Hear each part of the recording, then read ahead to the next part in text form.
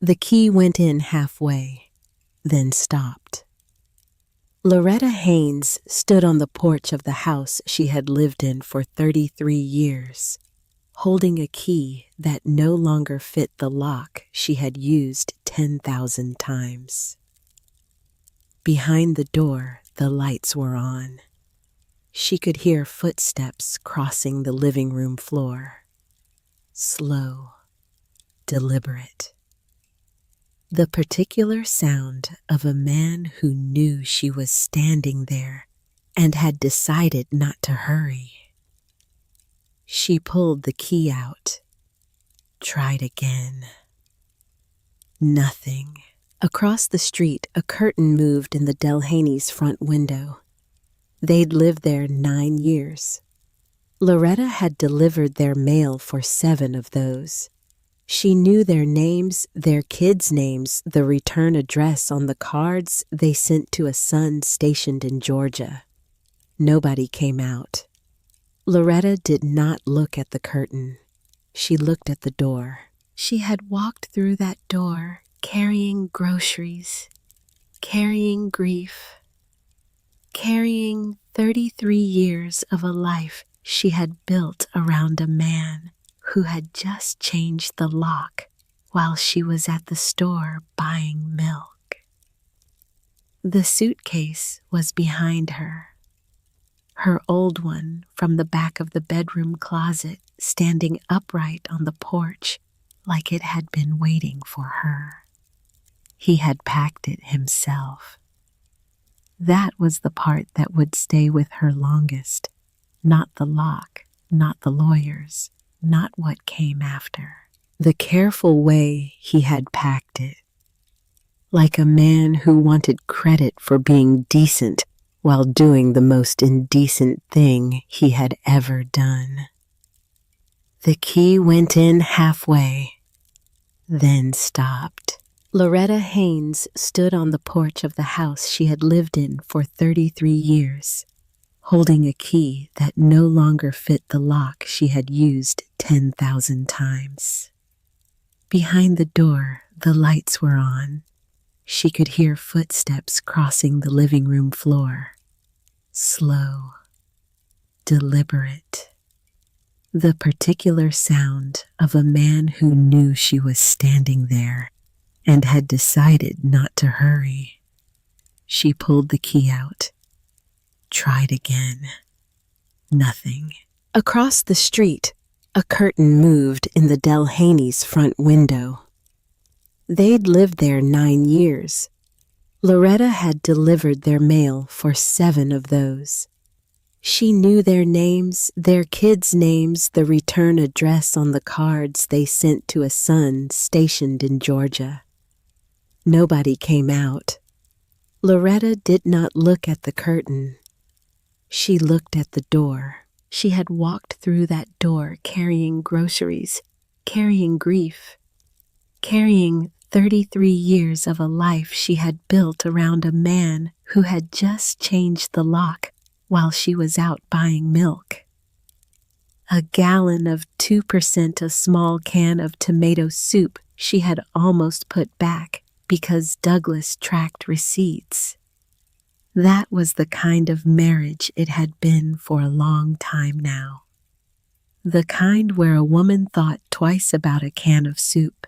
The suitcase was behind her, her old one from the back of the bedroom closet standing upright on the porch like it had been waiting.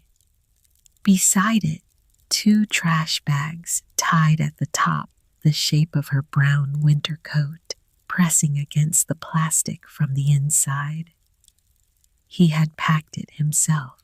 She could tell by the way the handles sat. Douglas folded things the way he did everything else correctly, efficiently, in a way that made it hard to complain about the result, even when everything about the process was wrong. She knocked once, not because she thought he would open it, because 33 years of walking through a door without knocking made standing on the outside of it feel like something that needed to be acknowledged. Footsteps crossed the living room again. Then the door opened 2 inches. Douglas kept his hand on the frame. He was wearing the gray sweater she had given him for Christmas 4 years ago. She remembered standing in the department store holding it up, thinking the color would suit him. Loretta. He said her full name the way he always did when he wanted to sound reasonable. The lawyers will be in touch. He paused. Don't make this into something it doesn't need to be. He closed the door. She heard the deadbolt turn. Across the street, the curtain in the Del Haney window had gone still. Loretta did not look at it. She crouched down on the porch and unzipped the suitcase. Her clothes were folded the way Douglas folded things. 2 sweaters, 3 blouses, her winter nightgown. Her medication in the front pocket, the small orange bottles lined up neatly, her name on every label. He had remembered her heart medication. He had packed it carefully, thoughtfully, the same way he had changed the lock and set her suitcase on the porch and told her the lawyers would be in touch. Carefully enough to call himself decent, she moved the clothes aside. At the bottom, wrapped loosely in a page from a newspaper, was a small wooden box she hadn't seen in more than 12 years. Her father's. Walter Haynes had kept it on the shelf above his workbench, and she used to stand on a step stool to reach it when she was small. The wood was cedar-worn smooth at the corners from years of the same hands touching it in the same places. The cedar smell came through even now, even after all this time, cutting through the cold October air, like something that had been saving itself for this exact moment. Douglas had packed her father's box himself, which meant he had held it, which meant he had seen it sitting in the drawer at the bottom of the bedroom closet. And he had decided it was nothing, an old keepsake, a piece of junk not worth leaving behind. And he had put it in the suitcase without opening it, without asking what was inside. That was important. She didn't know why yet, but she filed it away in the particular part of her mind she had used for 31 years as a mail carrier. The part that noticed things without immediately knowing what they meant, that held information patiently until the right moment arrived. She stood up, put the box under her arm, lifted the suitcase with her other hand, and walked to the car without looking back at the door. The motel on Route 9 smelled like cigarette smoke and industrial cleaning fluid, and the heating unit under the window made a sound like it was apologizing for not working better. Loretta sat on the edge of the bed. Not the middle, the edge. The way you sat when you weren't sure you were staying. The suitcase stood against the wall. The 2 trash bags were on the floor beside it. Her brown coat was draped over the chair in the corner because there was nowhere else to put it, and she wasn't ready to use the closet. Using the closet felt like something you did when you had decided to be somewhere for a while. 3 messages on her phone from Cade Fenn, Douglas's son, 39 years old, sold real estate on the south side of Harlan. She had known him since he was 6 years old. She had signed his birthday cards, Mom L, for 20 years because he'd asked her to, and she hadn't known how to say that it felt like something that needed to be earned first before it could be given so freely. She did not open the messages. Outside, trucks downshifted on Route 9, then another, then another. She had delivered mail to 3 businesses along this stretch of road for 11 years before her route changed. She knew the name of the woman who ran the diner 2 miles east. She knew which mechanic's shop got parts catalogs on Tuesdays. 31 years. Every house, every mailbox, every name on every envelope in Pike County. Tonight, not one person in Harlan knew which room Loretta Haynes was sleeping in. She sat with that for a moment. Then she reached for the wooden box. The cedar smell came through stronger when she turned it over, checking the latch the way her father had shown her when she was 12. Press here first, then lift. It sticks if you just pull. She pressed. She lifted. The latch gave. Inside a piece of paper folded into quarters. And underneath it, an iron key. The key was heavier than it looked. Old style, the kind with a long shaft and a wide bow at the top, the teeth gone rough with rust at the tips. She held it in her palm and looked at it the way you looked at something you recognized but couldn't quite place. Like a word you knew the meaning of but hadn't said out loud in years. She set the key on the nightstand and unfolded the paper. Her father's handwriting. Block letters pressed hard the way he always wrote, like he wanted the words to stay. Haynes Ridge Road, off County 14, Pike County, blue mailbox, no name on it. Key fits the front door. And below that, underlined, twice the ink slightly darker, where the pen had gone over it a second time. Don't let anybody tell you this is nothing. She read it once. Then she folded it back along the same creases and set it on top of the key. The trucks on Route 9 kept going. The heater ticked. Loretta did not cry.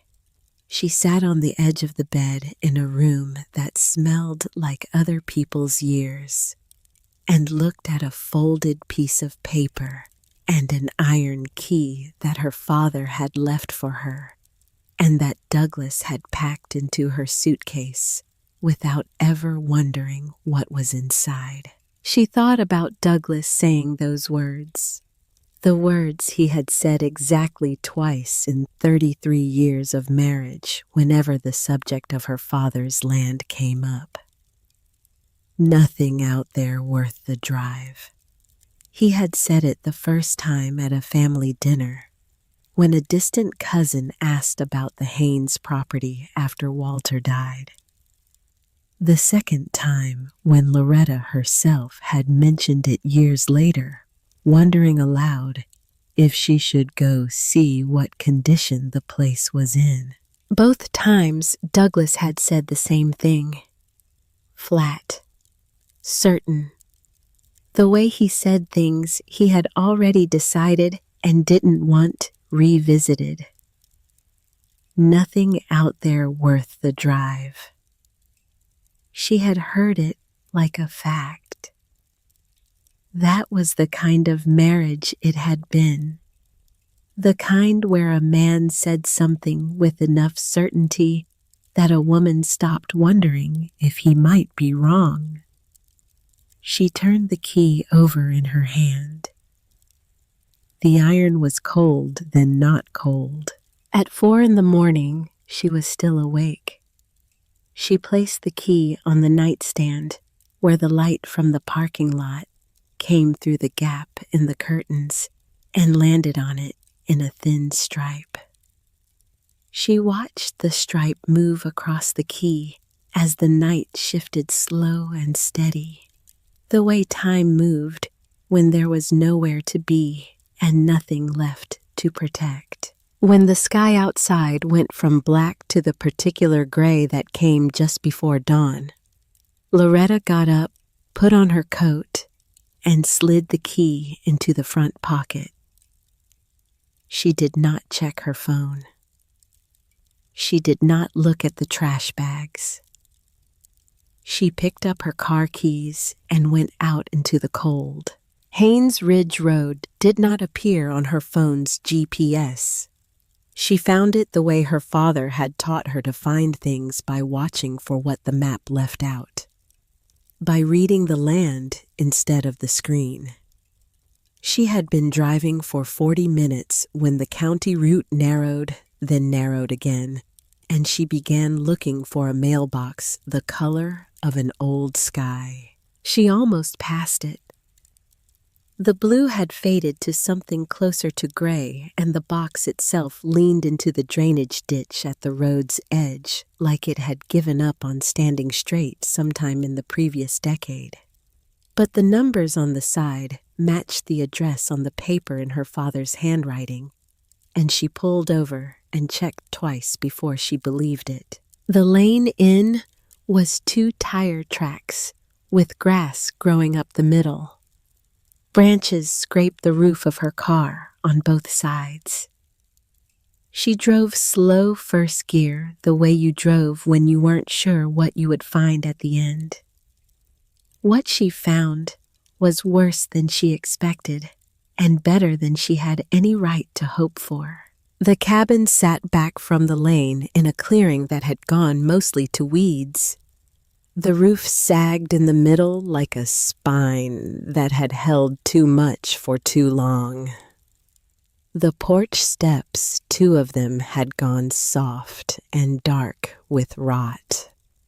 A young oak had grown up flush against the left window, its branches pressing the glass from the outside with the patience of something that had been waiting a very long time, and had decided waiting was no problem at all.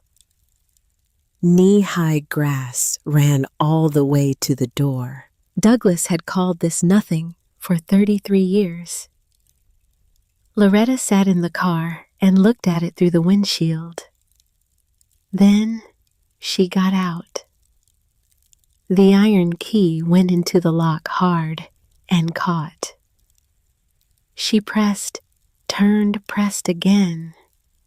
For a moment, she thought it wasn't going to work, that the lock had rusted through, or swollen shut, or simply decided, after 12 years of waiting, that it wasn't going to open for anyone.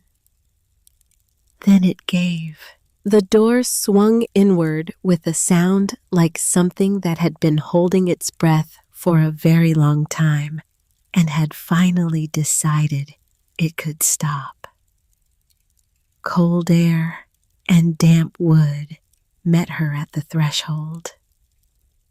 And underneath both of those, something else, something she felt in her chest before she could name it. Motor oil, old flannel, the specific smell of a man's work coat hung in the same place for years. Her father had smelled like that when she was small. She hadn't smelled it in 20 years. She stood in the doorway and let it come to her. The floor creaked once under her right foot.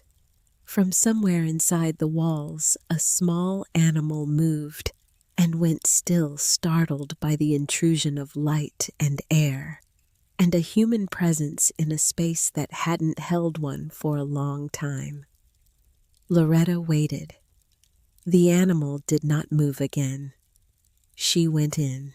The front room held a pine table, 2 chairs, a wood stove in the corner, with a dented pipe running up through the ceiling. A shelf on the far wall, empty, except for 3 rusted tin cans lined up at one end, like sentinels, that had long since stopped expecting anyone to come. The floorboards were wide-cut oak gray with age, the gaps between them packed with 40 years of dust and shadow. A clock on the wall above the table had stopped at 9:14. She didn't know if it had been morning or night when the hands had last moved, or what year that had been.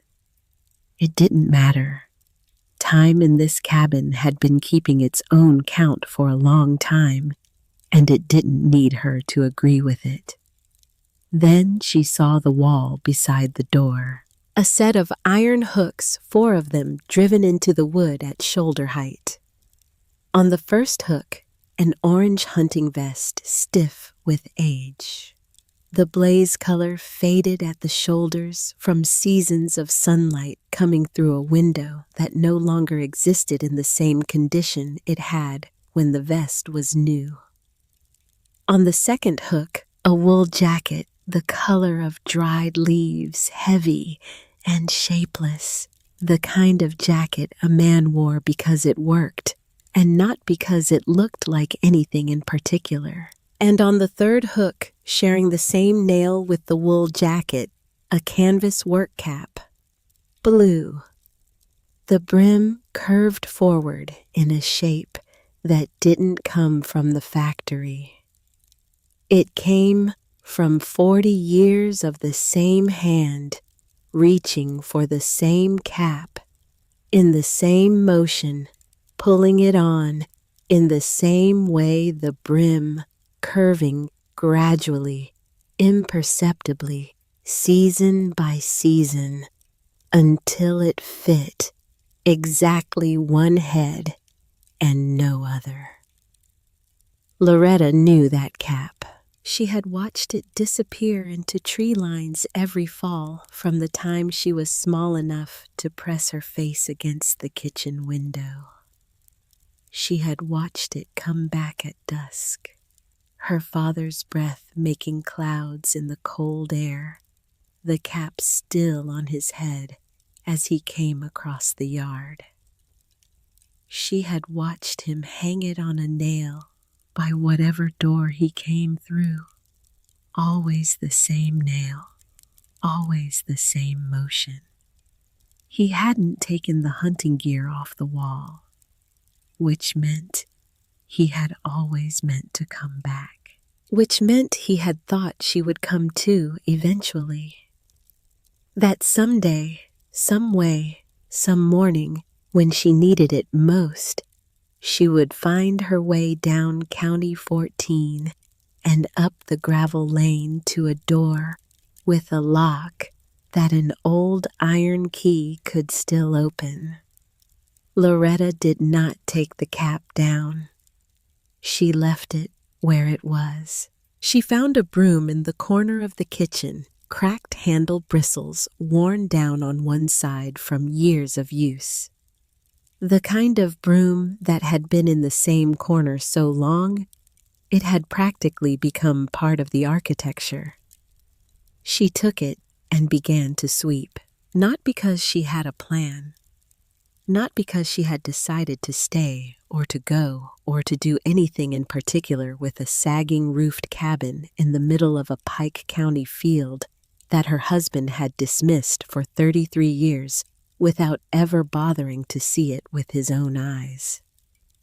She swept because the floor needed sweeping, and she was the only one there to do it. Dust rose in the thin October light that came through the dirty window. Dead leaves scraped across the floorboards. The broom moved in long strokes, corner to corner, the way her mother had taught her when she was young enough to be taught things like that. Don't push the dirt, her mother used to say. Pull it toward you. She was pulling a pile of grit toward the kitchen doorway when the broom head caught.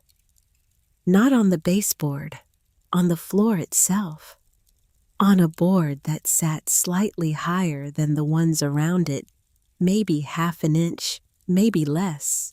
but enough. The edge of it just enough to catch a broom on. Loretta stopped. She looked down. She pressed the board with her foot. It moved.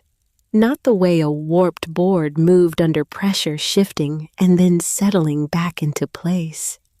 It moved deliberately, purposefully, like a lid, like something that had been designed to open rather than to hold still.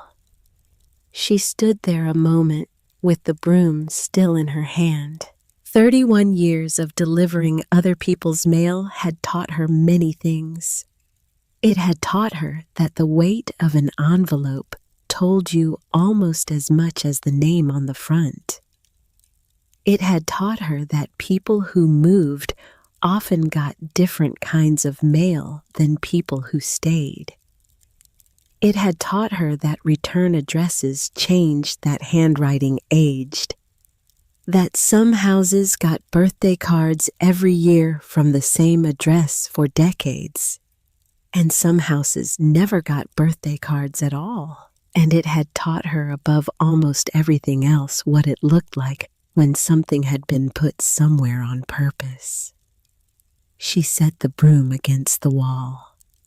In the kitchen drawer, she found a butter knife. Old, the handle worn smooth from years of someone's grip, the blade rounded at the tip. Not much of a tool, enough of one. She worked the blade into the seam at the edge of the board, pressed down on the handle, and felt the board begin to give. It came up on the second try, lifting with a sound like a door that hadn't been opened in a long time, deciding finally that it would open now. Underneath was a shallow space, maybe 8 inches deep, the dirt floor below it lined with a piece of burlap folded into quarters. And on top of the burlap, sitting level and deliberate in the darkness, was a tin box, rectangular, the size of a shoebox cut in half. The lid rusted at the seams in a way that spoke of many winters, many thaws, many seasons of cold and damp, working on the metal while the cabin stood empty above it. Loretta lifted the box out with both hands and set it on the pine table. She looked at the clock on the wall. 9:14. Still. She worked the lid loose with the butter knife, set it aside. Inside, a manila envelope thick, its edges gone the color of old tea. Wrapped around it, 2 loops of electrical tape, the black kind, wide the way her father wrapped things. He wanted to stay dry through whatever came. She had watched him wrap her grandmother's photograph albums the same way every winter, setting them on the highest shelf in the mud room against the possibility that the creek might come up. She peeled the tape off in strips. Slow, the way it wanted to come. The envelope opened without tearing. Inside, a small stack of papers clipped together at the top left corner with a binder clip gone orange with rust. She took them out and laid them on the table one at a time. The first page was a mineral rights registration filed with Pike County in 1989. The name on the filing in her father's careful block letters, on the signature line, Walter B. Haynes. The second page was dated 2003. A transfer of mineral rights notarized by a woman named Agnes Purdy at a notary office in Pikeville, 2 witness signatures she didn't recognize. And on the designated line, the line that said who the rights were being transferred to a name typed clean and certain Loretta Ann Haynes. She read it once. Then she put her finger under each word and read it again. Not wife of, not Mrs. Douglas Fenn, not the name that had appeared on the joint checking account before Douglas had her name removed from it 3 weeks ago, which she had discovered only when she went to buy groceries and her card was declined.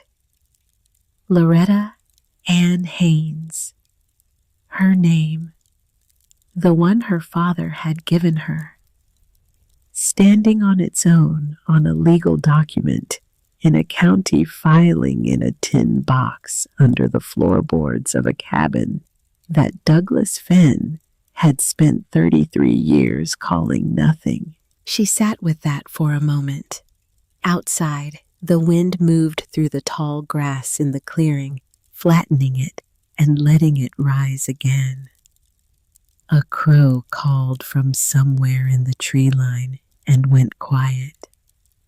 Then she set the transfer page aside and looked at what else was in the envelope. 3 smaller envelopes sealed, never opened. She could tell by the gum on the flaps still intact, still holding. The return address on all 3 was the same Appalachian Basin Energy Company, Pittsburgh, Pennsylvania. Each one addressed to L. Haynes Ridge Road, Pike County, Kentucky. Each one stamped in red on the front, return to sender. No recipient on file. She knew that stamp. She had pressed it herself hundreds of times over the course of her career. She had loaded it with fresh ink, pressed it onto envelopes, sorted those envelopes into the return bin at the end of her shift. She knew exactly what it meant, and more importantly, what it didn't mean. It didn't mean the address was wrong. It meant nobody had registered to receive mail at that address. It meant the postal system had no record of anyone living there. It also meant that someone could have filed a mail forwarding request and hadn't. Someone could have updated the delivery record at the county post office and hadn't. In 31 years of postal work, Loretta had learned that return to sender was rarely about a wrong address. It was almost always about a decision someone had made or not made about who was allowed to receive what. She opened the most recent envelope first. 2021. Inside a letter on company letterhead from Appalachian Basin Energy Company. A formal request to discuss a lease arrangement for the mineral rights beneath the property at Haynes Ridge Road. An advance payment figure. Monthly royalty terms laid out in plain language. And at the bottom, handwritten in the margin in blue ink, 3rd attempt. If no response received within 90 days, file will be transferred to uncontested status. She looked at the date on the letter. Then she looked at it again. The letter had been sent 8 months before Douglas Fenn sat down at the kitchen table on Chestnut Drive on a Tuesday morning and told her in his most reasonable voice that he thought it was time they went their separate ways. She set it down. She picked up the 2020 envelope, then the 2019 envelope. She laid all 3 in a row on the pine table, oldest to newest, left to right, the way she had always sorted undeliverable mail at the end of a shift, so the story ran in the right direction, so you could see the shape of it. 3 letters, 3 years. A company in Pittsburgh trying to reach the woman whose name was on the mineral rights beneath this land. 3 years of letters going out and coming back, return to sender.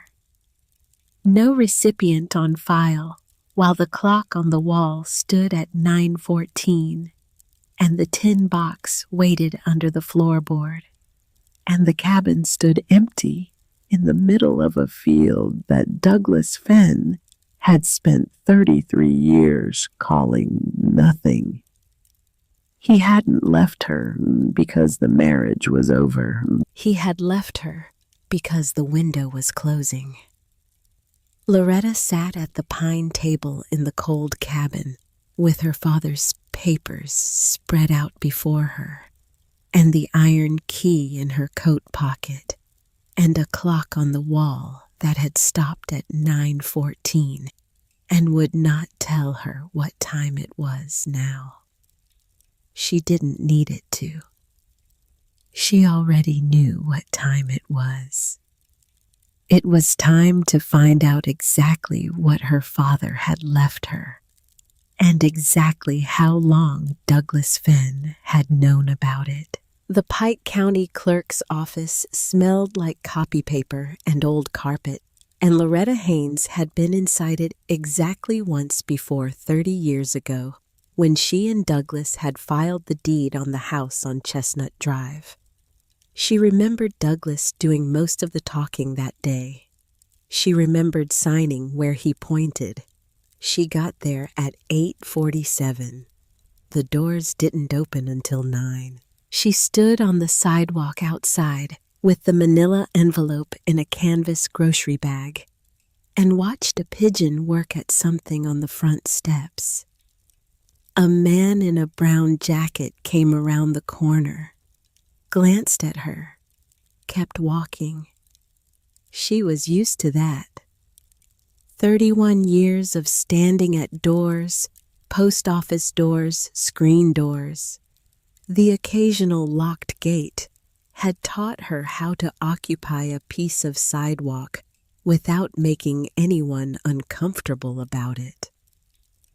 She had learned early that a woman standing still in a public place was either waiting for something or in someone's way, and the difference between those two things had everything to do with how she held herself. She held herself like a woman who was waiting because she was.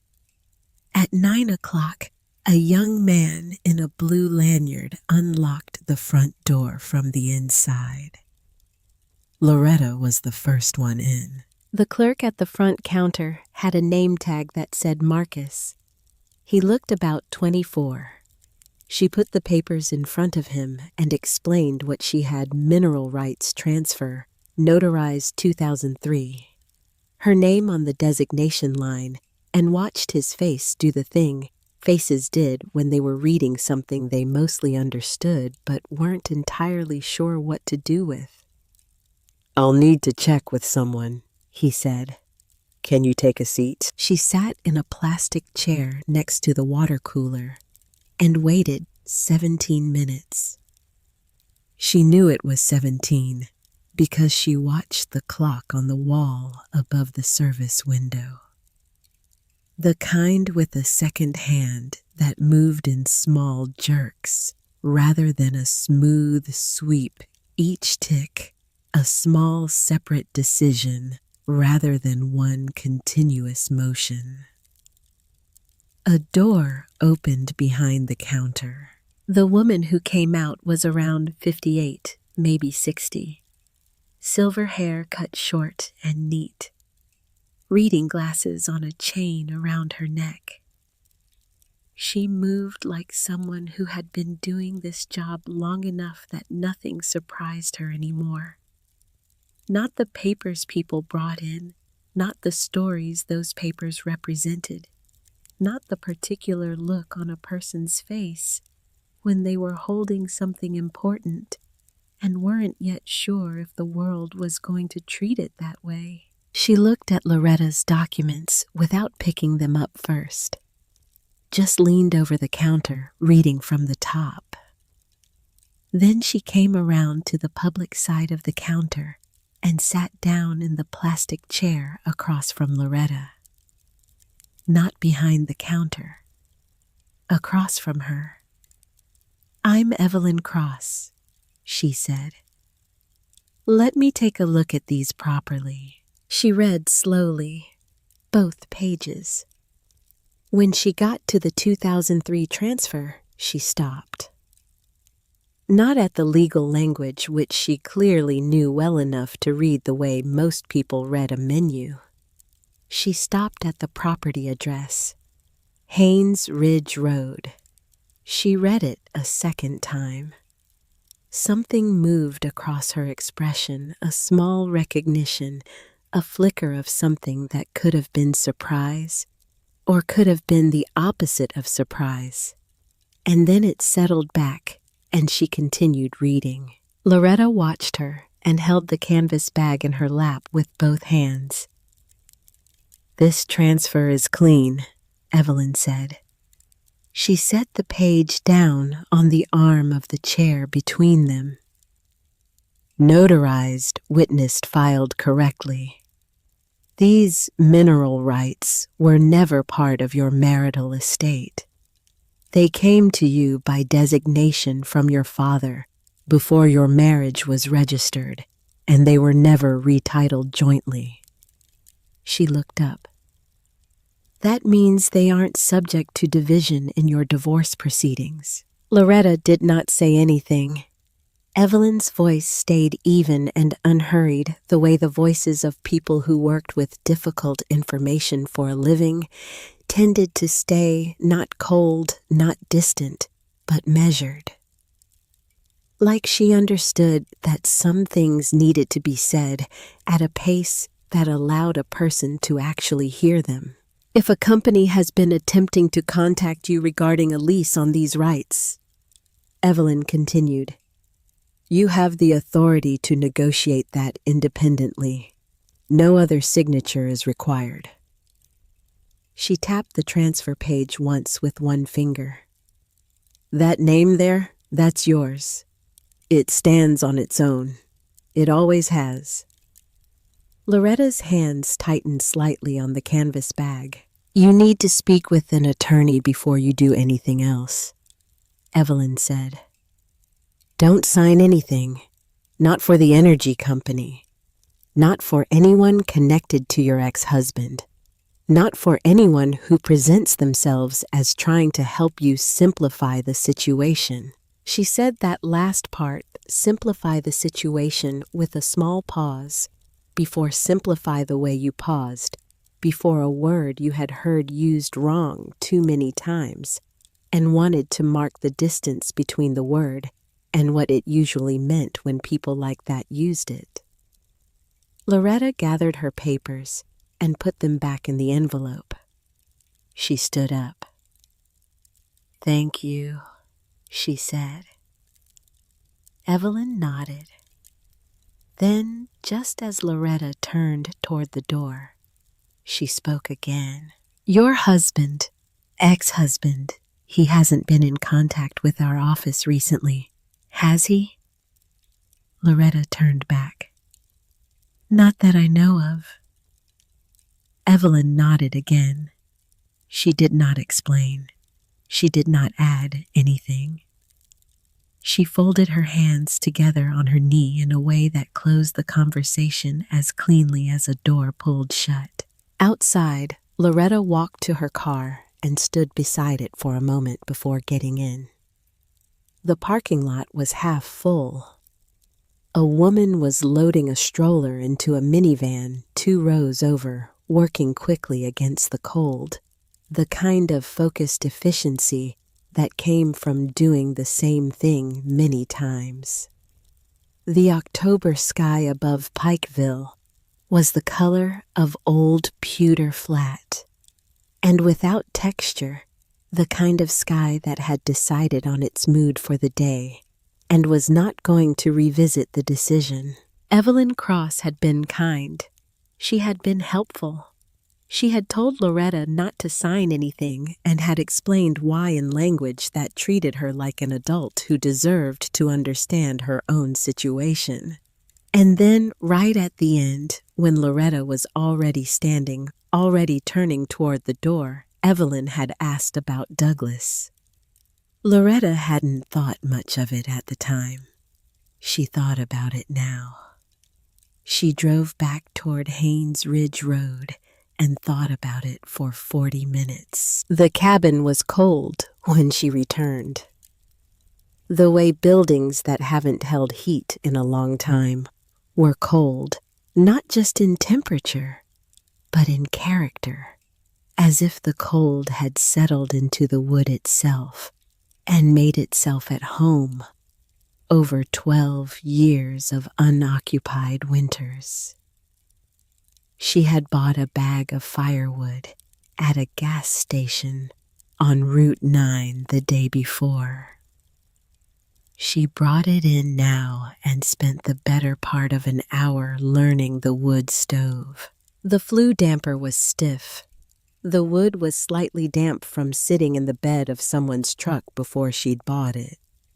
The newspaper she used for kindling was the Harlan Daily Enterprise, 2 weeks old, and she read 3 paragraphs of a story about a zoning dispute near Benham while she waited to see if the fire would catch. It didn't the first time. It did the second. She sat at the pine table with the fire going, and a cup of instant coffee she'd made on the single gas burner she'd found under the kitchen counter, and she laid all the papers out in front of her again. The mineral rights registration, the 2003 transfer, the 3 envelopes from Appalachian Basin Energy 2019, 2020, 2021, all stamped return to sender, all addressed to L. Haynes at an address where nobody, as far as the postal system was concerned, had ever lived. She was looking at the 3rd envelope, the 2021 one, the one with the handwritten note about uncontested status when she heard the car. Tires on gravel. Slow and deliberate the way people drove when they wanted to seem like they weren't in a hurry, but were very much in a hurry about something. She got up and went to the window and looked through the gap in the curtain. A silver SUV came up the lane, branches brushing both sides, moving at the pace of a vehicle whose driver was trying not to look like he'd made a specific effort to find this place. It parked in the clearing in front of the cabin, and the door opened, and Cade Finn got out. 39 years old, Douglas's son from his first marriage. He had Douglas's jaw and Douglas's way of standing weight, slightly back chin, slightly up the posture of a man who had learned early that rooms tended to accommodate him. He was carrying 2 paper cups with green logos on the sides. Starbucks. The nearest one was 45 minutes down Route 7 toward Harlan. He had dressed for a real estate showing, not a gravel road in Pike County. Polo shirt the color of a swimming pool. Shoes that had never seen unpaved ground before today. He looked at the cabin the way a person looked at a property listing that had not photographed well and was performing even worse in person. Mom L. He smiled and held out one of the cups. I've been trying to reach you. She took the coffee. She did not say she knew. They sat on the porch steps, the ones that held, not the 2 that didn't, and Cade asked if she was warm enough, if she had what she needed, if she'd eaten. He said Douglas was worried. He himself was worried. 33 years was a long time, and the way things had ended wasn't right. He said that too in the tone people used when they wanted to receive credit for acknowledging something without doing anything about it. Loretta drank her coffee and listened. She had spent 31 years reading the mail before she put it in the box. Not the contents, she had never been that kind of carrier, but the shape of it. Who was sending? Who was receiving? How often? Whether the return address on a particular envelope had changed over the past year or stayed the same. Whether a household that used to receive 3 pieces of mail a week had dropped to 1. You learned things without meaning to. You learned that people who arrived with their hands full were almost always there for something their hands couldn't hold. Dad mentioned there might be some old paperwork out here, Cade said. He said it the way you said something you had been constructing the approach to for most of the drive-in. Nothing complicated. Just that old rural properties can sometimes have loose ends, title issues, things that get overlooked. He wanted to make sure nobody was taking advantage of the situation. Loretta looked at him, at the careful way he was sitting, leaning slightly forward, elbows on knees, the posture of a man who had been told to seem relaxed. She thought about the phrase taking advantage of the situation. She thought about who exactly that phrase was meant to be protecting her from. "How did your father know I was here?" she asked. "He worries," Cade said. "You know how he is." She did know how he was.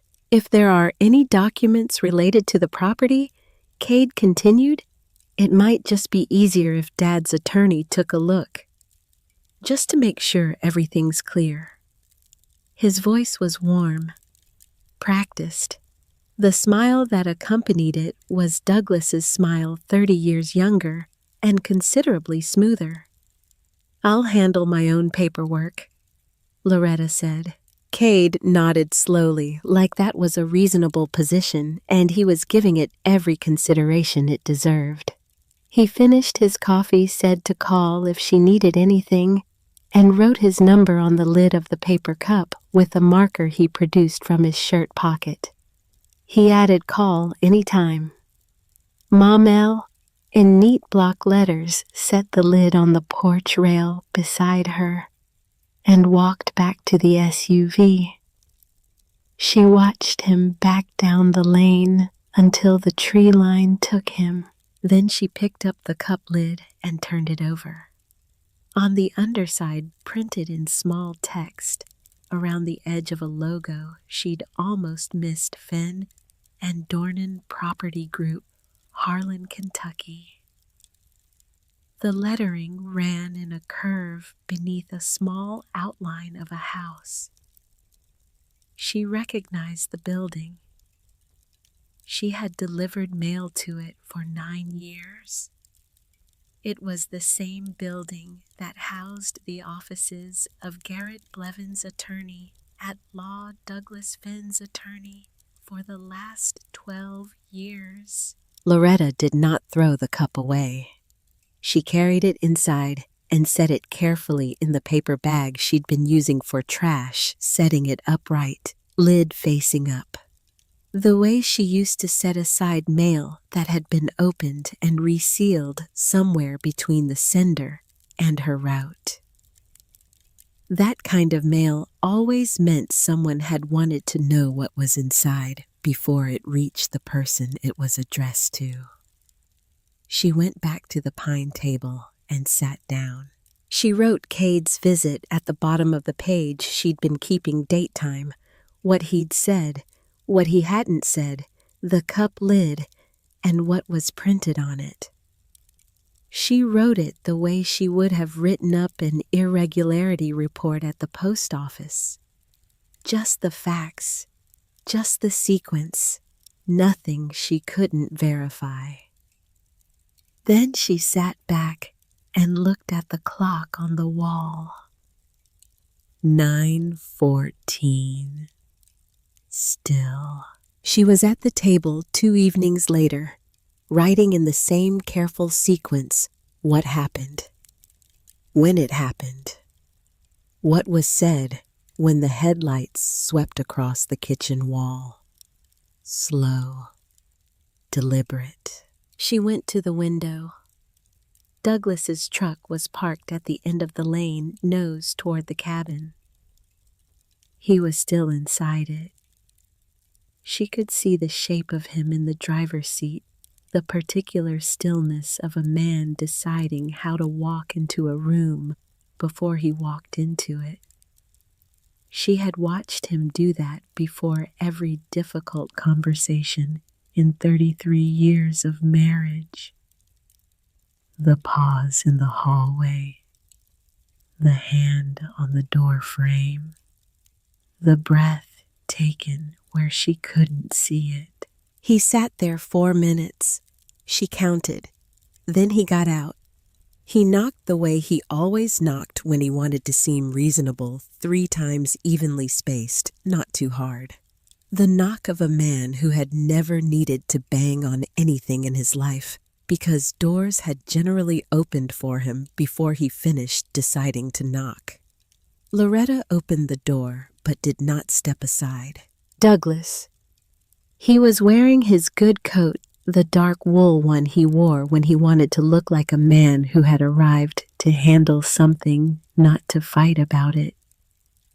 His expression was the one she had seen in every difficult conversation going back to the early years of their marriage, the one that said, "I am being very patient with a complicated situation."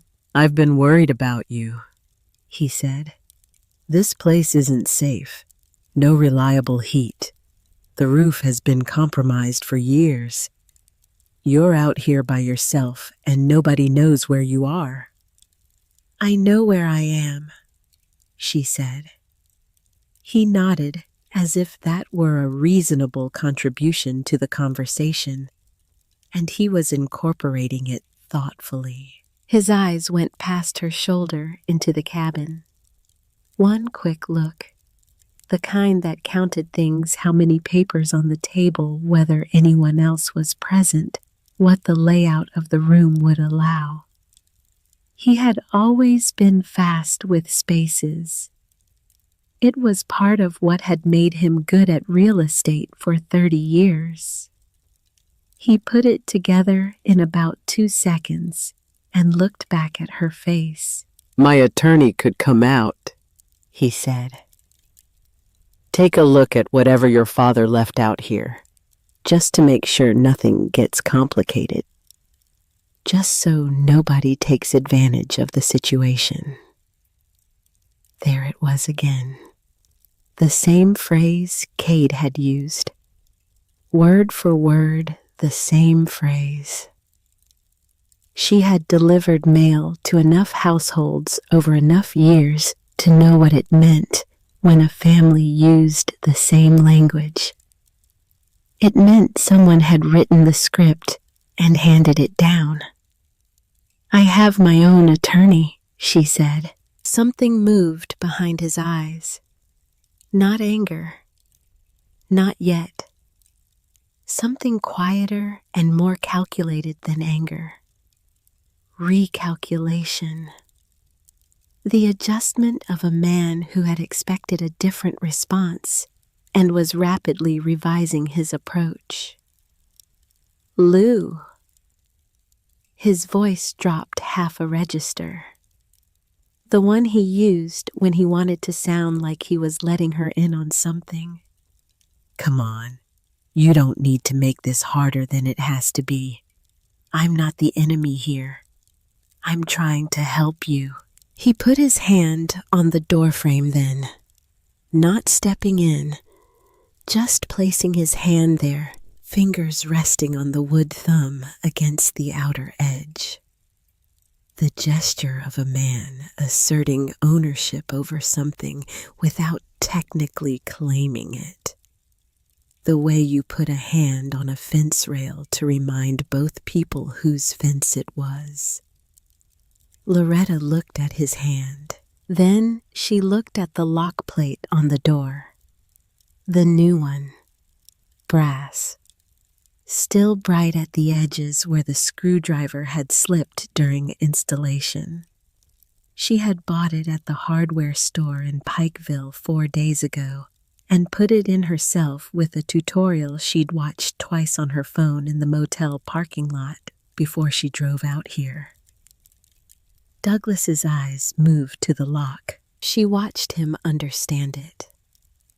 Not just that the lock was new, he could see that, but what it meant that the lock was new, that she had changed it before he arrived, which meant she had known he would come, which meant she had been thinking about this longer and more clearly than he had assumed she was capable of thinking about it. "This isn't Chestnut Drive," she said. "You don't have a key to this lock." He took his hand off the frame, the careful expression held for another moment. Then something shifted underneath it, something that was not quite anger and not quite anything. She had a clean word for the expression of a man who had built his life on being 3 steps ahead and had just discovered that someone he had underestimated had been running a different course entirely. "You're going to make things very complicated for yourself," he said, quiet, almost gentle, the way people said things they wanted to register as warnings rather than threats, so that later, if asked, they could say they had only been trying to help. Loretta began to close the door.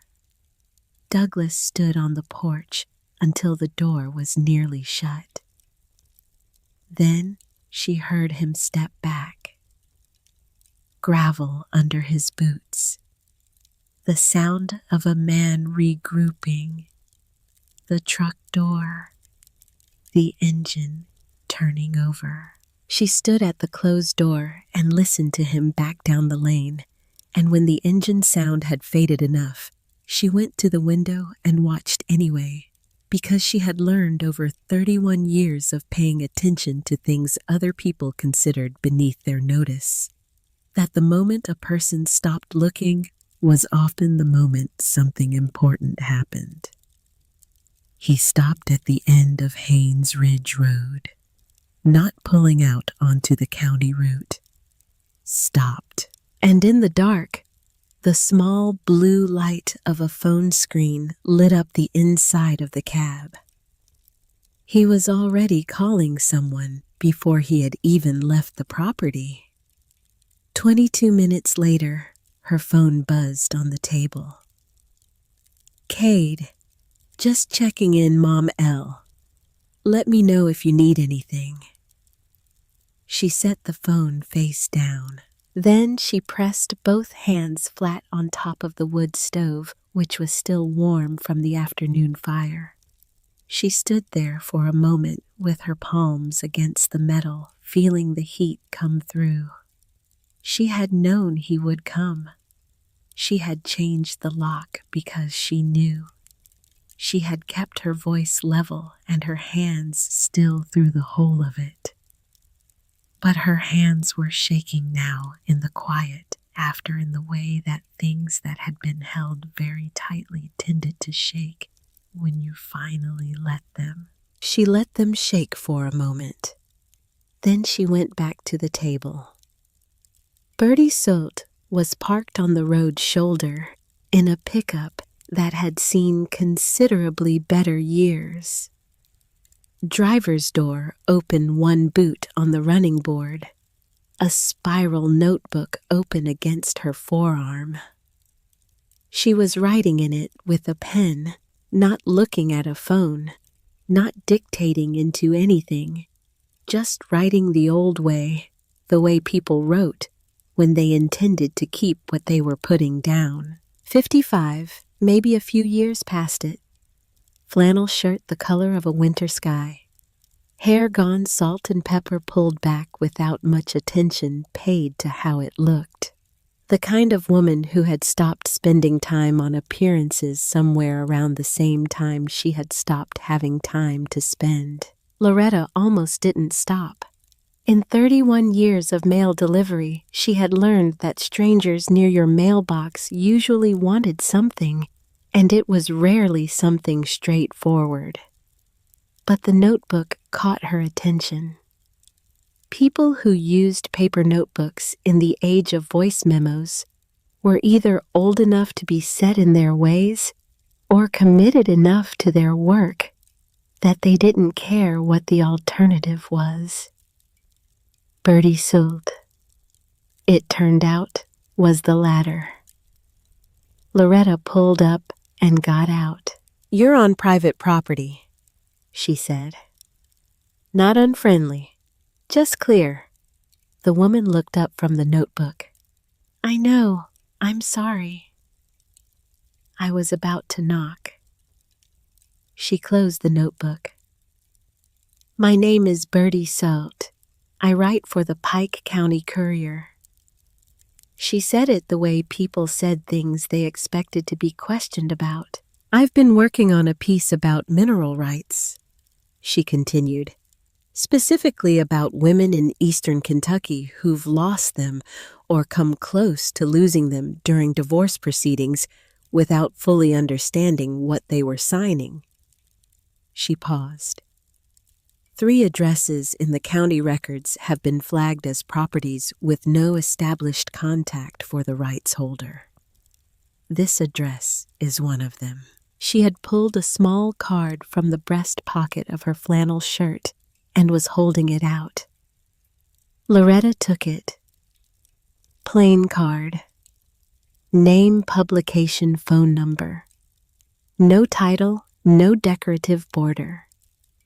The kind of card a person printed because they needed one, not because they wanted to impress anyone with it. "I spoke with a woman named Carol Webb at the post office on Maple Street," Bertie said. "She told me you worked the rural routes out this way for a long time.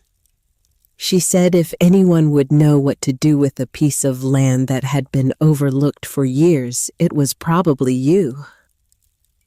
Loretta looked at the card. "What do you want?" she asked. "A conversation." Bertie didn't hesitate.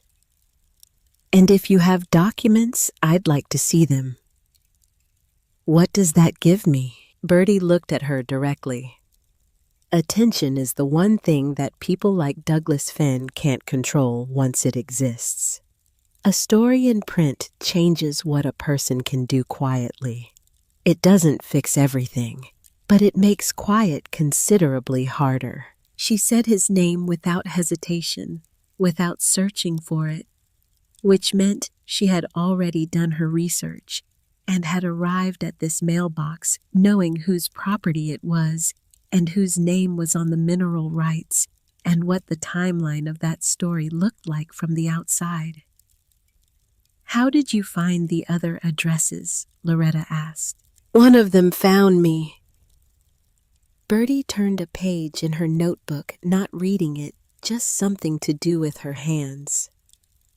"The other I found through deed records in Letcher County. Both women had signed release agreements they didn't fully understand. Both received considerably less than fair market value for rights that were worth significantly more. And in both cases, a name appears in the paperwork that isn't Douglas Fenn's name, but is connected to him." She looked up. "I'm not ready to put that name in print yet. I need more than I currently have." Loretta stood with her hand on the mailbox door. The metal was cold. October had finally committed to what it was going to be. "How many women?" she asked.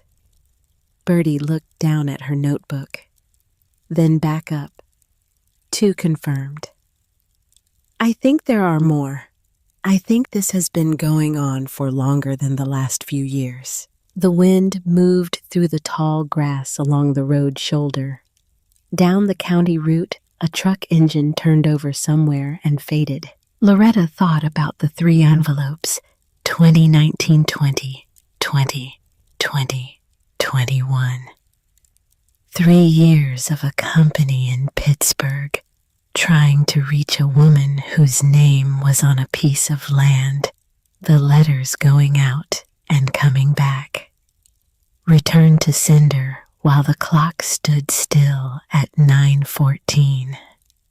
She thought about Cade Finn arriving with coffee that had traveled 45 minutes and a script that had traveled from his father's attorney's office. She thought about Douglas's hand on the door frame and the way his eyes had moved to the new lock and the particular quality of the silence that had followed. She thought about what Evelyn Cross had asked her right before she turned to leave. Your ex-husband, he hasn't been in contact with our office recently, has he? You want to see the papers? She said. Bertie's pen was already moving toward the spiral binding. Come inside, Loretta said. She didn't wait to see if Bertie followed. She walked back up the lane toward the cabin. Behind her, after a moment, she heard the pickup door close. Bertie Sote called at 7 in the morning 4 days later. Loretta was already at the table with a cup of coffee and the legal pad she had been filling in the evenings, everything she could remember in order the way Bertie had told her to write it. Like a route, Bertie had said, just the stops, just the sequence, just what you saw at each address. Outside, the first frost had come in overnight. The grass along the lane stood white at the tips in the early light. The fence her father had built 40 years ago ran along the left side of the property, the posts still straight, the wire still taut. It had held through everything the years had brought. Loretta Bertie said, No preamble. I got the records from Appalachian Basin Energy. Public records request. They came through last night. Loretta set down her coffee. There's a memorandum of agreement in their files, Bertie said, dated April 2022. It covers a preliminary lease arrangement for the mineral rights at your property on Haynes Ridge Road. The signature on the lessee side reads, Loretta A. Finn. The frost outside. The legal pad. The pen she had set down. That's not my signature, Loretta said. No, Bertie said. It isn't. She explained what she had found. She had pulled Loretta's notarized signature from the 2003 mineral rights transfer, the original in the county. Records the page that Evelyn Cross had read carefully and set down on the chair arm between them. She had placed it next to the signature on the April 2022 memorandum. The name was correct. The handwriting was not. The person who had signed in April 2022 had written the capital L with the stroke going right the standard way, the way most people wrote it, the way it was taught in schools. Loretta's L went left on the first stroke. A small leftward hook before the vertical line came down. The way her father had taught her when she was 8 years old, because that was the way his mother had taught him, and he saw no reason to change a thing that worked. She had written her name that way on every piece of mail, every form, every document for 57 years. It was in the muscle memory of her hand, deeper than habit, closer to instinct. Douglas Finn had known her name. He had not known her hand. There's more, Bertie said. The memorandum was transmitted by email, sent from Douglas Finn's personal account to the Land Acquisition Office at Appalachian Basin Energy in Pittsburgh, Pennsylvania. That's in the records. She paused. That's not just forgery, Loretta. That's wire fraud. federal jurisdiction. Loretta did not say anything for a moment. Outside the kitchen window, a crow landed on the fence post at the edge of the lane, turned its head once in each direction, the way crows did, and flew off. "There's something else," Bertie said. She had gone back into the county filing system.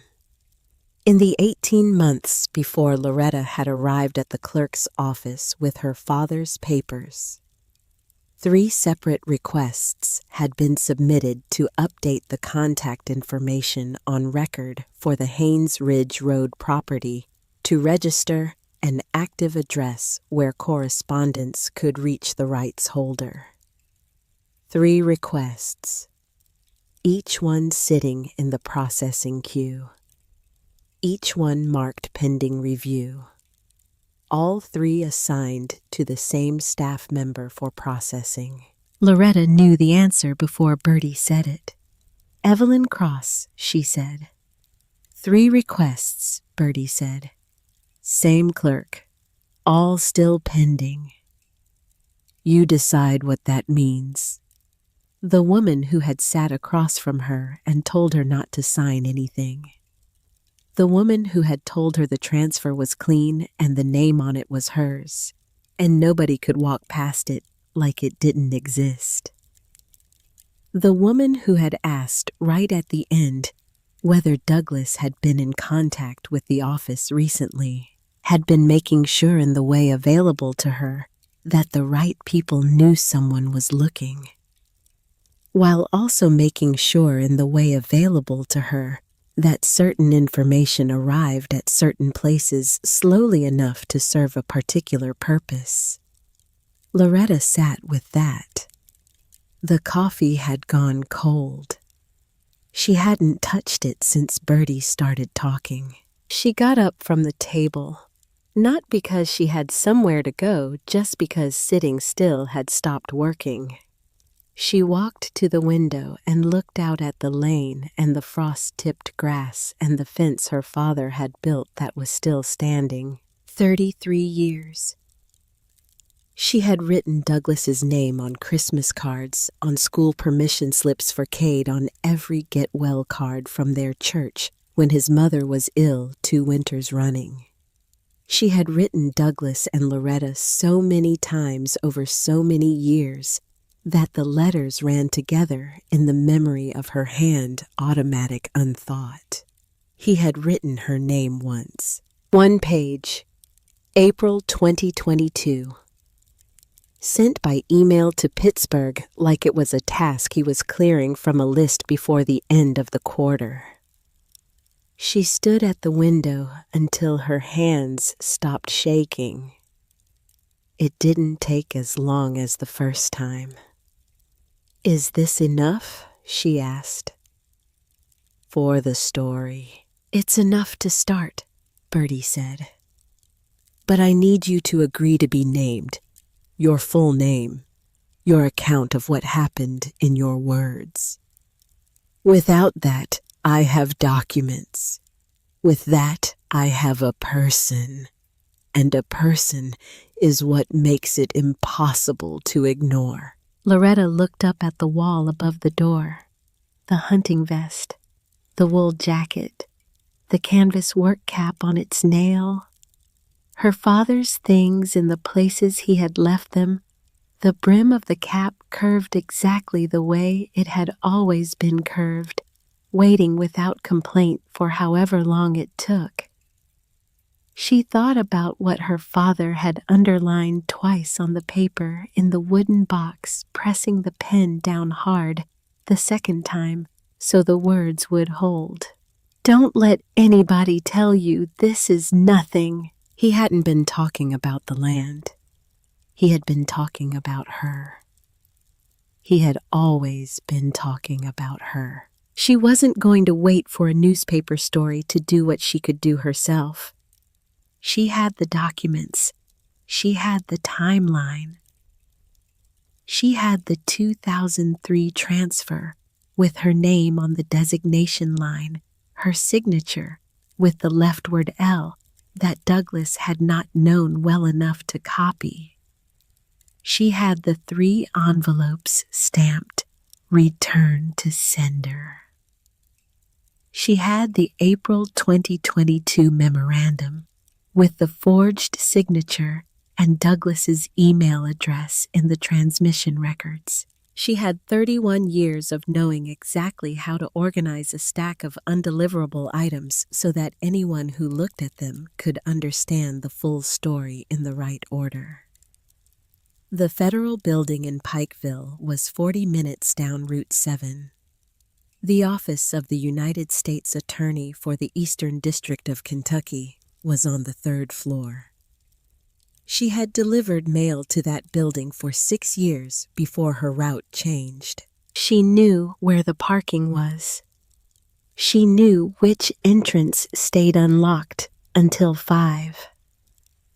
She knew that if you arrived before 10 on a weekday, and you had a clear story and clean documentation and the particular kind of patience that came from decades of doing work that mattered, without anyone asking about it, someone would talk to you. She went back to the table. She gathered the papers, the mineral rights registration, the 2003 transfer, the 3 envelopes, the forged memorandum that Bertie had sent her a copy of by email the previous night. She squared them on the table the way she had always squared a stack of sorted mail. Then she put them in the manila envelope back in the canvas bag and picked up her car keys. "Is this enough?" Bertie had asked. It was enough to start. Loretta Haynes was going to be the one who started it. She drove toward Pikeville in the early morning frost, with the canvas bag on the passenger seat and the iron key in her coat pocket, and her father's words written in the particular way they had always been written in her mind, in the hand he had taught her in letters that bent the way he had told her they should bend, and that no one who had not been shown could have known how to copy. The federal building in Pikeville sat on the corner of 2nd Street and Riverview Avenue, a brick and glass structure that looked exactly like what it was, a place where the government conducted its business with the measured certainty of an institution that had been doing so for a very long time and intended to continue. Loretta had delivered mail to this building for 6 years before her route changed.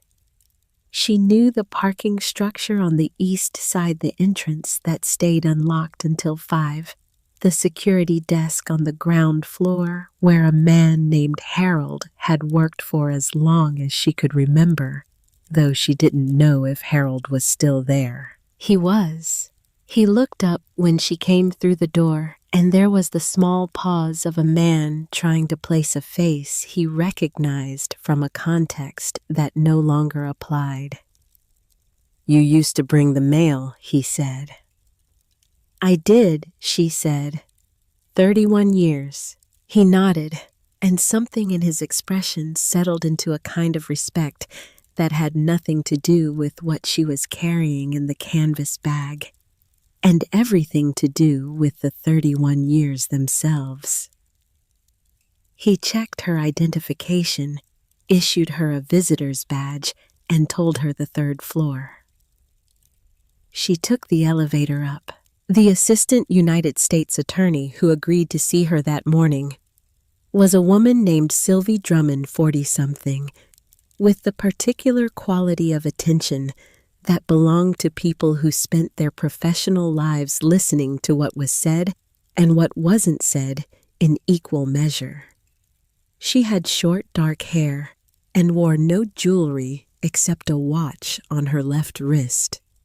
And she sat across a government-issue table from Loretta and listened without interrupting while Loretta laid the documents out in sequence, oldest to newest, left to right, the way the story ran in the right direction.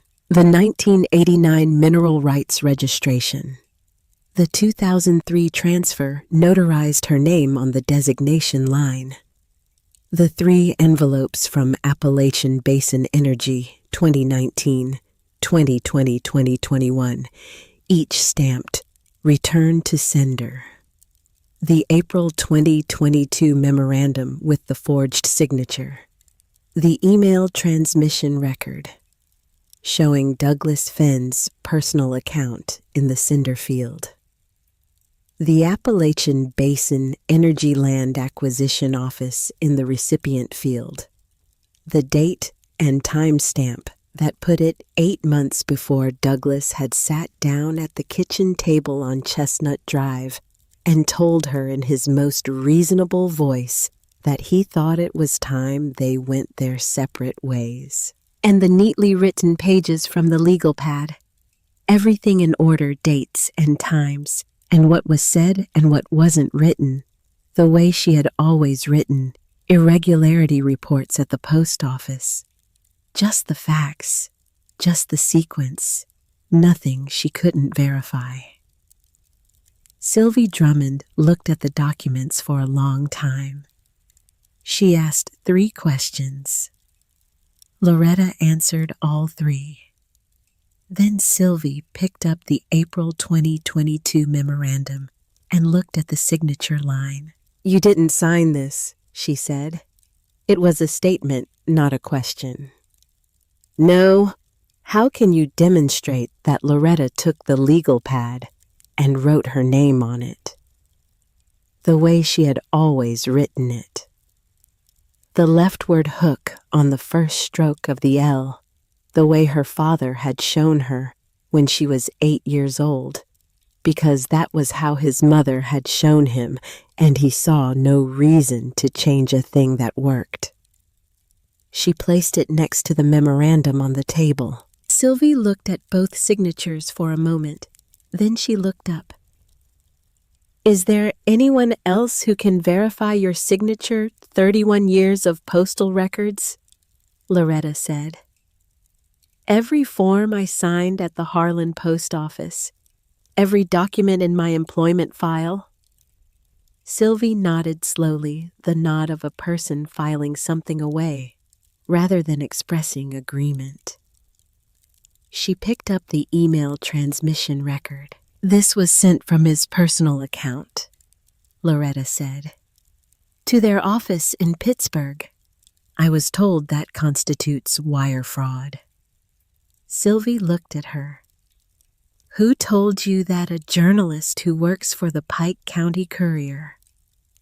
She obtained the records through a public records request. Sylvie set the document down and was quiet for a moment, looking at the papers spread across the table in their careful sequence. Outside the window behind her, the Kentucky River moved in its slow October way, the color of iron and patience. "I can't tell you what we will or won't pursue," Sylvie said. "What I can tell you is that you've done exactly the right thing by bringing this here, and that you should leave everything with me. Originals, if you have them. Copies, if you don't." Loretta had brought copies. The originals were at the cabin in the tin box on the shelf above the kitchen sink, where they no longer needed to be hidden from anyone. She left the copies with Sylvie Drummond. She left the federal building at 11:47 in the morning and stood on the sidewalk outside for a moment in the cold October air and felt the particular lightness of a person who has set something down that they have been carrying for longer than they realized. Then she drove back to Haynes Ridge Road. She called Bertie that evening and told her she would be named. Full name, her account in her words. Loretta Ann Haynes, she said, 65 years old, Pike County, Kentucky. There was a pause on the other end of the line, and then the sound of a pen clicking open. "Tell me from the beginning," Bertie said. So she did. The article ran on a Thursday. Loretta bought 2 copies from the machine outside the hardware store on Maple Street in Harlan, the same hardware store where she had bought the brass lock for the cabin door 6 weeks earlier. She sat in the car in the parking lot and read it there in the cold, the engine off her breath, making small clouds in the air inside the car. Bertie wrote the way she worked everything else plainly without ornament in the order that made the story clearest to someone encountering it for the first time. The headline was straightforward: mineral rights, missing signatures, and the women who didn't know what they were signing away. 3 cases documented. 2 women identified by county and year only at their own request. 1 woman named in full at her own request. Loretta Ann Haynes, 65, of Pike County, Kentucky. She read her name in the newspaper, the way she had read it on the transfer document 6 weeks ago, in a cold cabin on Haynes Ridge Road, in the thin October light, coming through a dirty window with a young oak pressing against it from the outside. Once for the information. Once to make sure it was real. She folded 1 copy and put it in the glove box. The other she left on the passenger seat flat headline facing up and drove back to the cabin. The calls and messages began that afternoon. Douglas called twice from a number she didn't recognize, which meant he had been careful enough to use a different phone, which told her everything she needed to know about where his head was. She did not answer. Cade sent 3 text messages over the course of the day, each one progressively less warm than the last.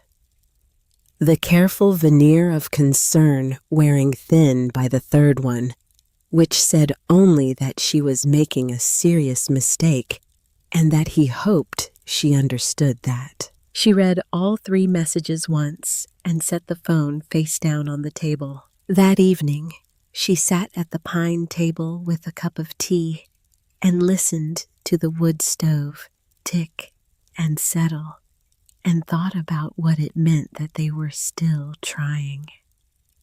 As long as they were calling and messaging and arriving at her door with coffee that had traveled 45 minutes, the situation was still in their minds something that could be managed.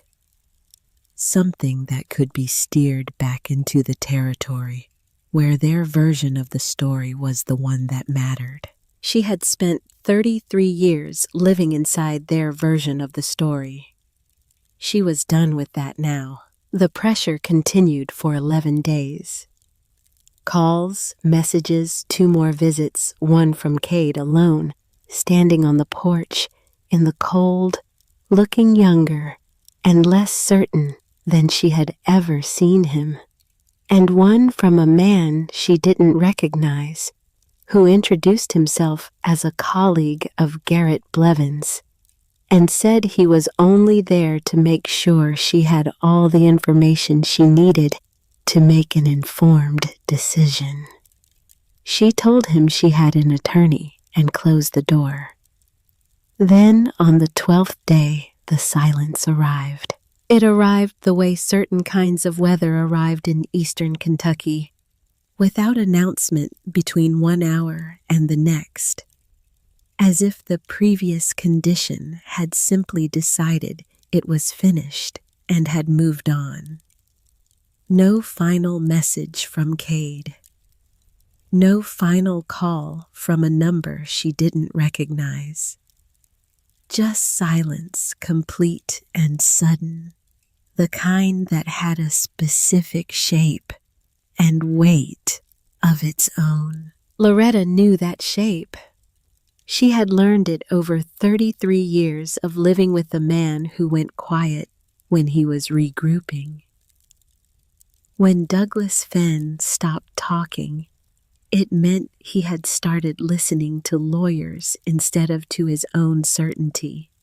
And that was always when things became more serious, not less. She called Ray Colton that morning. Ray Colton worked out of a 2-room office on Main Street in Harlan, in a building that had housed a law practice of one kind or another since 1947. He was 52 years old, with the deliberate manner of a man who had seen enough urgency in his career to understand that clarity was more useful than speed. He had read Bertie's article the morning it ran. He worked property rights cases on contingency, which meant no fee unless there was a recovery. He answered on the second ring. Loretta sat at the kitchen table with a pen and the legal pad she had been keeping since the first night in the motel. She asked him 3 questions: what the process looked like, how long it typically took, and what she would need to do on her end. He answered all 3 without making her feel foolish for asking them, which was more than she could say. For the 2 attorneys she had spoken to over the course of her 33-year marriage, both of whom she now understood had been speaking to her the way they spoke to her, because they were on Douglas's account and not on hers. She told him she would be in touch.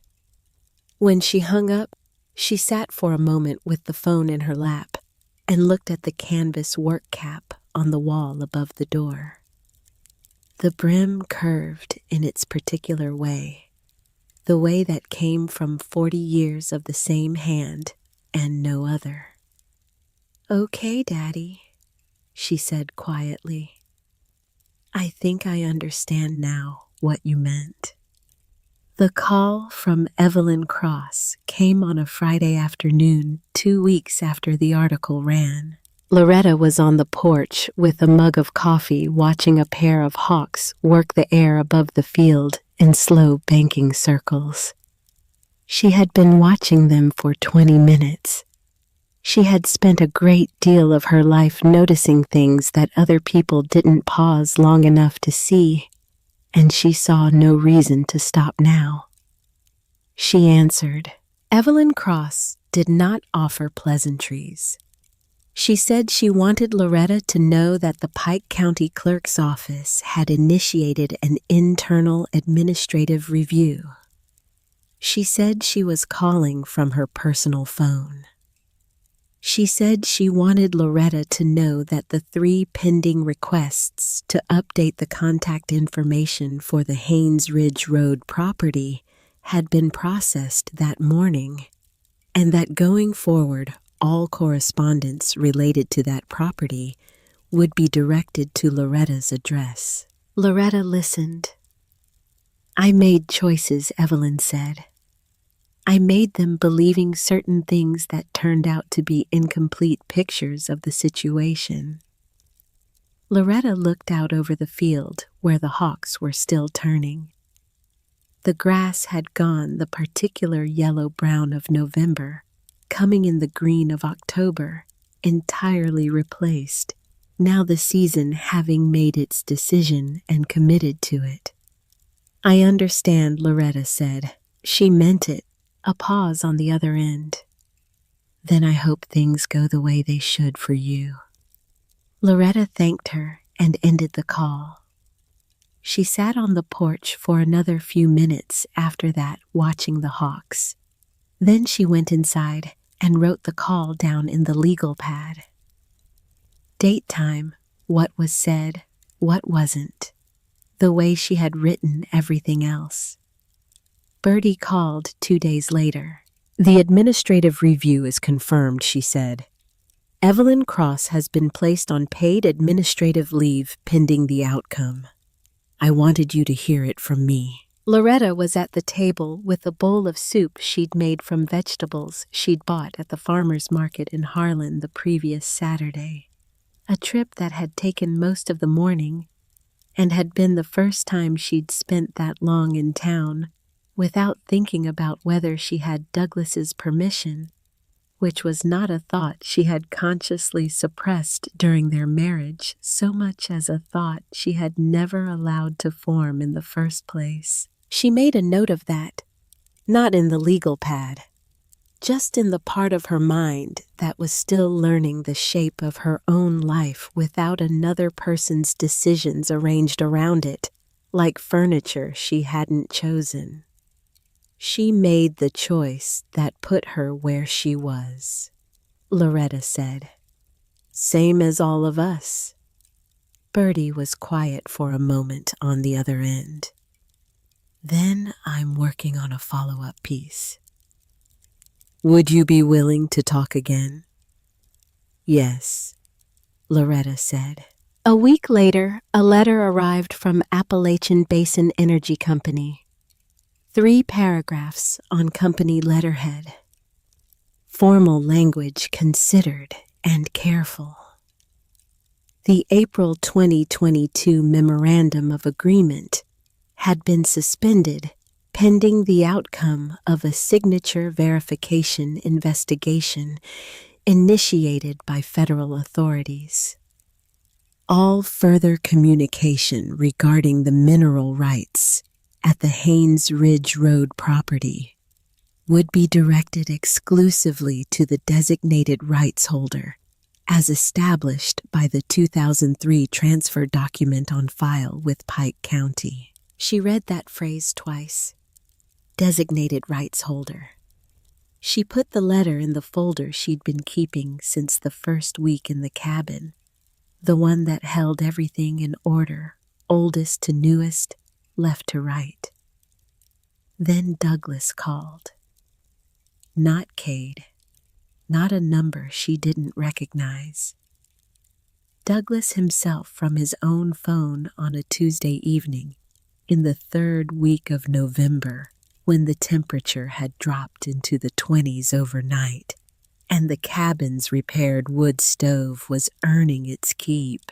She answered because she had decided she would answer when he called directly, because there were things that needed to be said in the open air between 2 people without lawyers or messages or sons acting as intermediaries, and because she had spent 33 years having conversations on Douglas Finn's terms, and she had decided that this one would be on hers.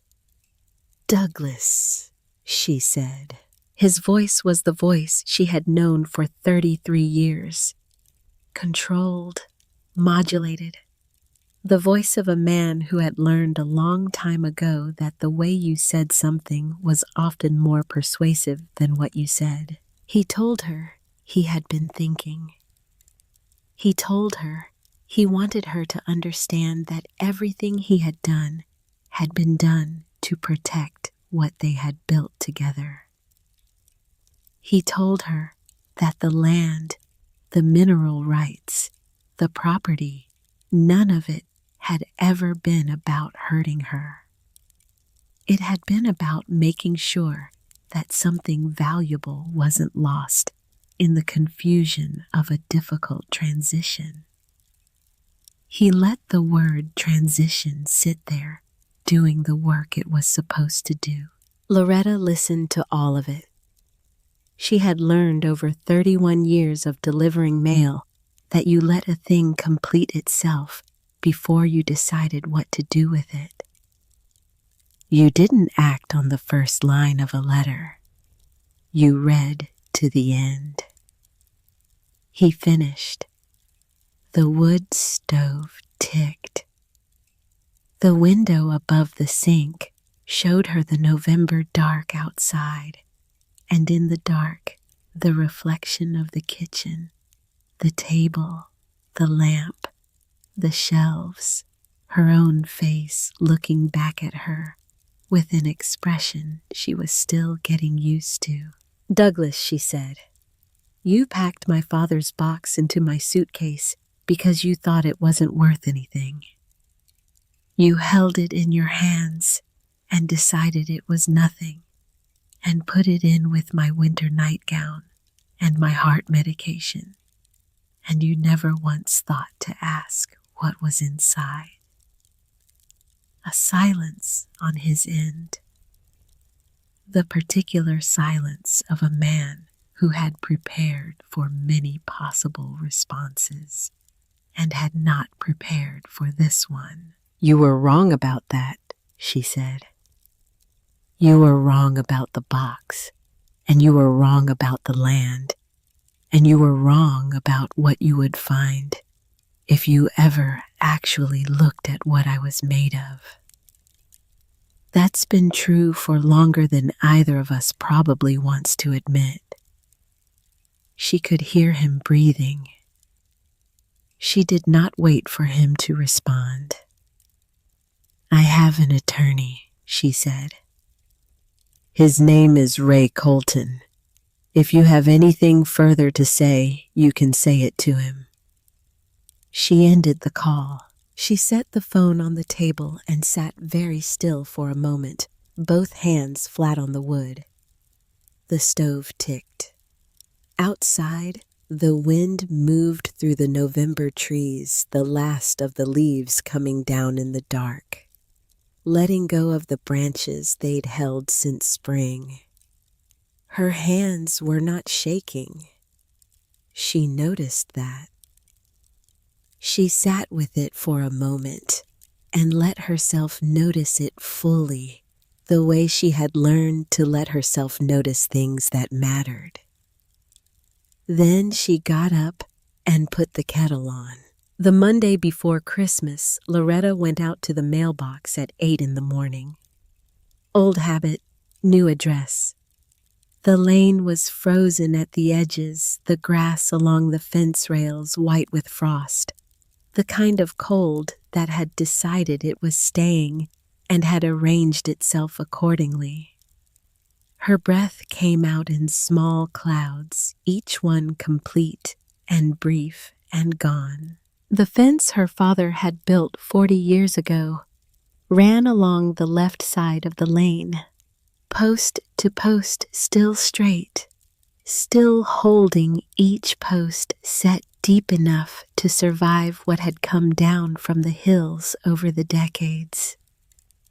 She ran her hand along the top rail as she walked the way she had done as a child, feeling the cold metal under her palm. Inside the mailbox was a single envelope. Return address, Appalachian Basin Energy Company, Pittsburgh, Pennsylvania. She stood at the end of the lane and opened it there in the cold, the way she had always opened things that needed to be faced, rather than carried back inside first. The way her father had opened his mail at the box, standing up, reading it straight through before he did anything else. He had told her once that mail was just information, and information was better met head-on than allowed to sit in a drawer and become something larger than it was. Inside the envelope was a check. She looked at the amount. It was not large. A first payment under the preliminary lease arrangement, modest by any commercial measure, a fraction of what the full agreement would represent over its term, and a fraction again of what the rights themselves were worth when the full picture of what lay beneath Haynes Ridge Road was properly assessed. It would not fix the rest of the roof. It would not undo what Douglas had attempted or erase the years she had spent inside a marriage where a woman thought twice about a can of soup. But it was real, and it was dated, and on the line that read, "Pay to the order," of in clean black type that had been generated by a computer system in an office building in Pittsburgh, Pennsylvania, on the basis of a legal document filed in Pike County in 2003 by a man named Walter Haynes, who had pressed a pen hard into paper so the words would hold Loretta Ann Haynes. Not wife of, not Mrs. Douglas Fenn, not a name that required another name beside it to stand upright. Loretta Ann Haynes. She read it once, then again, then a third time, standing in the December wind at the end of the lane on Haynes Ridge Road, with the frost on the fence rails and the bare trees beyond the clearing and the cabin behind her, with its new lock and its repaired roof and its window that held the weather out. Her breath making small clouds in the cold air, not one person in Harlan County watching. She folded the check into the front pocket of her coat and walked back up the lane. At the bank in Harlan, the teller was a young woman named Deja 20-something, with braided hair and the efficient warmth of someone who was good at her job and knew it without needing to make a point of it. She processed the deposit without comment and then asked if Loretta would like to open a savings account to go along with the new checking account. Loretta had opened the checking account the week after she arrived at the cabin. She had opened it in her name. Her name only on all the documents in the signature line in the leftward L that Douglas had not known well enough to copy. "Let me think on it," she told Deja. Deja nodded and printed the deposit receipt and slid it across the counter with both hands, the way you handed something to a person when you wanted to make sure they received it properly. Loretta drove back to Haynes Ridge Road with the receipt in her coat pocket next to where the check had been. That evening, she sat at the kitchen table with a cup of tea and the receipt lying flat in front of her. The wood stove was going steadily now, reliably, the way it had been going every evening since she'd had the chimney swept in November, the way it would go all winter if she kept feeding it, which she intended to do. The new window above the sink held the December dark outside and gave back the light inside a clean, even reflection she was still adjusting to, still finding herself surprised by when she looked up from the table at the wrong angle. On the shelf above the sink, the tin box sat where she had placed it after bringing everything up from the floorboard the first week. Not hidden anymore, not waiting, just there the way things were when they no longer needed protecting from anyone. The iron key was on the windowsill above the sink where the morning light found it first. She had put it there the second week, not as a symbol, not because she was thinking about what it represented, just because it was a good place for it, and because the morning light on iron was a thing she had come to like. On the shelf above the kitchen doorway, 3 small jars held dried herbs from a plant she'd bought at the farmer's market in Harlan in October, not entirely sure what they were, and not entirely sure they would survive the winter, and deciding to try anyway, because trying was something she had a great deal more room for now than she used to.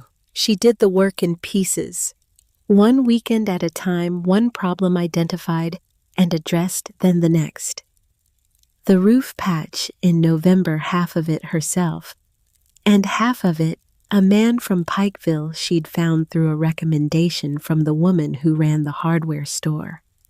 The chimney sweep, the window replacement, a thorough cleaning that had taken 3 full days and had uncovered behind the kitchen baseboards a photograph she hadn't expected her father and mother young, standing in front of the cabin in what must have been the early years, her mother's hand on her father's arm.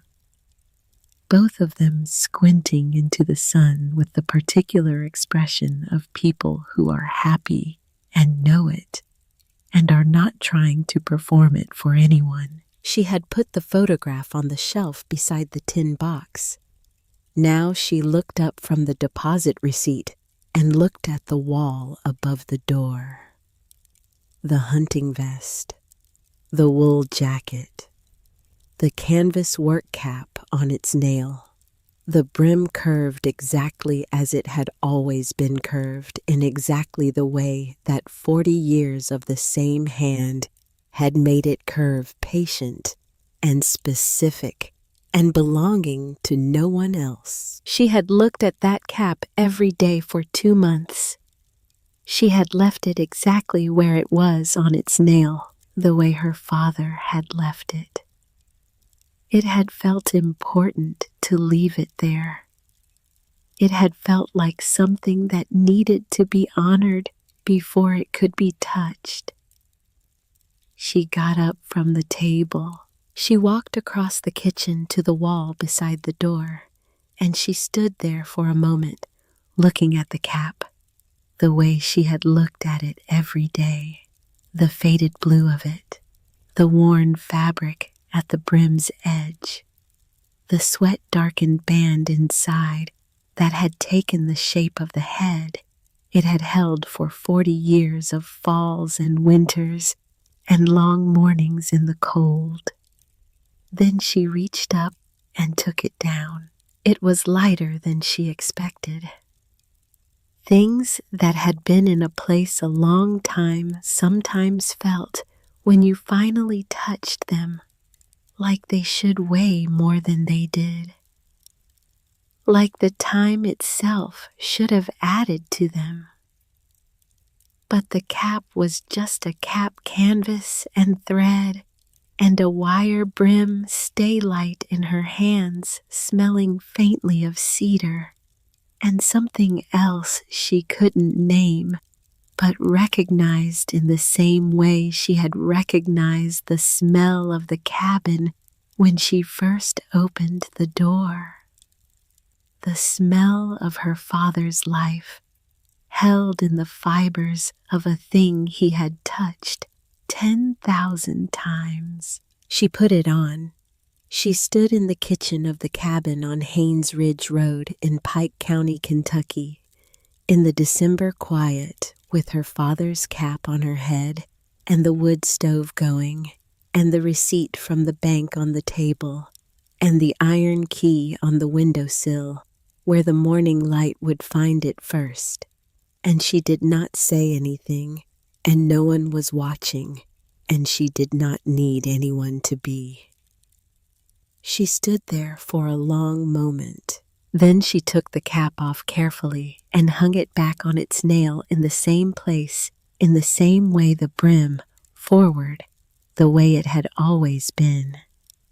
She went back to the table and finished her tea. When she got up to go to bed, she crossed the kitchen to the light switch beside the door, and her hand went to it and stayed there for a moment. Then she left the light on, not because she had forgotten, not because she was coming back for something, because the cabin had been dark for 12 years, and there was wood in the stove and food in the kitchen, and a lock on the door that only she had the key to.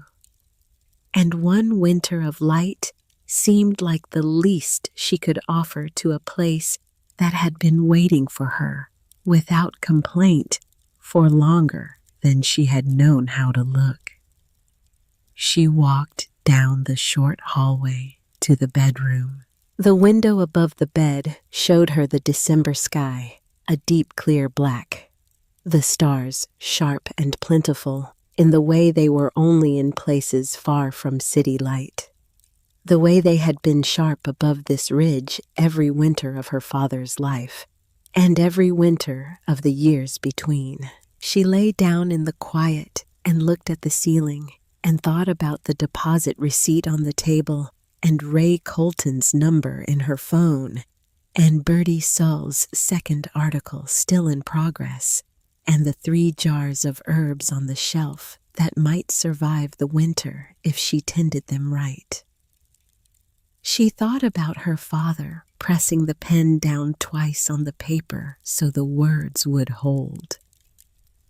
"Don't let anybody tell you this is nothing," he had known. Somehow, in the way that certain people knew things they had no reason to know, except that they had been paying close attention for a long time. He had known that she would need it.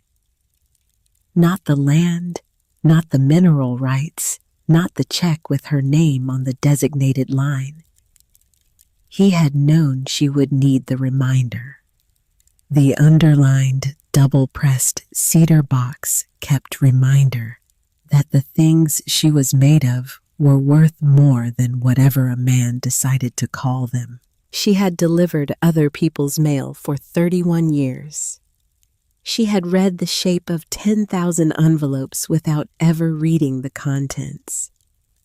And in the end, the most important letter she would ever receive had been sitting in a box on her father's workbench shelf, waiting for the morning when she would finally need to reach up and take it down.